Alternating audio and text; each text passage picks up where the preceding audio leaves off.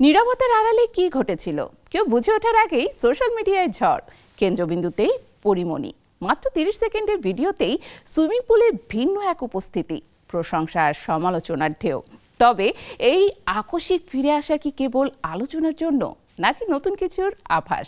সেটাই ভাবাচ্ছে সবাইকে।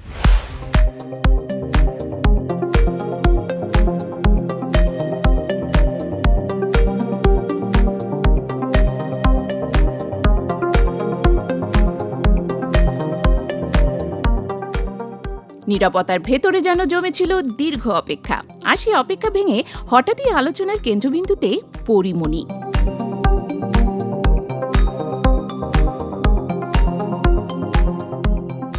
একসময়ের আলোচিত এই অভিনেত্রী অনেকদিন ধরে নতুন কোনো বড় কাজ নিয়ে আলোচনায় ছিলেন না। 2024 সালে রঙিলা কিতাবে অভিনয়ের পর কিছুটা প্রশংসা পেলেও এরপর ধীরে ধীরে পর্দার উপস্থিতি কমে আসে। ভক্তদের মনে তৈরি হয় একটাই প্রশ্ন, পরবর্তী পদক্ষেপ কি? এই প্রশ্নের উত্তর যেন হঠাৎ করেই দিলেন তিনি, অভিনয় দিয়ে নয়, বরং মাত্র 30 সেকেন্ডের একটি ভিডিও দিয়ে।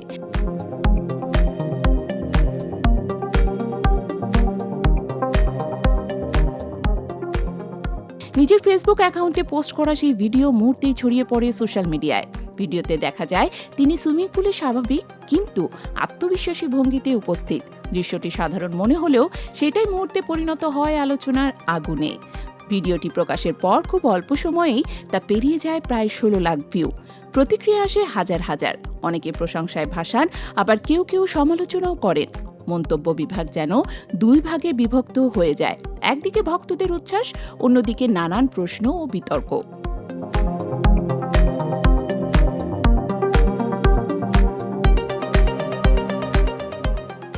অনেকে তাকে সম্বোধন করেন বাংলার লেডি সুপারস্টার বলে, আবার কেউ কেউ শুধু আগুনের ইমোজি দিয়ে প্রকাশ করেন তাদের প্রতিক্রিয়া। তবে সমালোচনার তীরেও কম ছিল না। কিছু নেটিজেন তার পোশাক ও উপস্থাপনাকে কেন্দ্র করে কটাক্ষ করেন। তবে পরিমণি বরাবরের মতোই এবার সমালোচনার জবাব দিয়েছে নিজের আত্মবিশ্বাসী ভঙ্গিতে, যা তাকে আবারও আলোচনায় রেখেছে।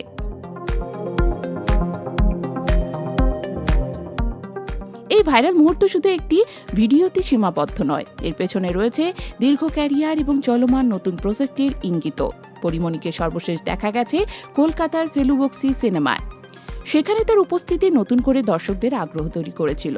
এরপর তিনি যুক্ত হয়েছেন আরেকটি গুরুত্বপূর্ণ সিনেমায়, শাস্তি, যা রবীন্দ্রনাথ ঠাকুরের ছোট গল্প অবলম্বনে নির্মিত।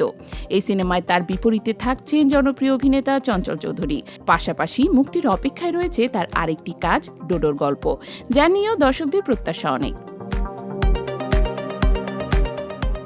সব মিলিয়ে এই 30 সেকেন্ডের ভিডিও যেন আবারও পরিমণিকে ফিরিয়ে এনেছে আলোচনার কেন্দ্রবিন্দুতে। তবে এটি কি শুধু একটি সামাজিক মাধ্যমের মুহূর্ত, নাকি সামনে অপেক্ষা করছে আরও বড় কোনো প্রত্যাবর্তন? সেই উত্তর এখনো অজানা, আর ঠিক সেখানেই তৈরি হচ্ছে নতুন কৌতূহল। পরবর্তী অধ্যায় কি হতে যাচ্ছে সেটাই এখন দেখার অপেক্ষা।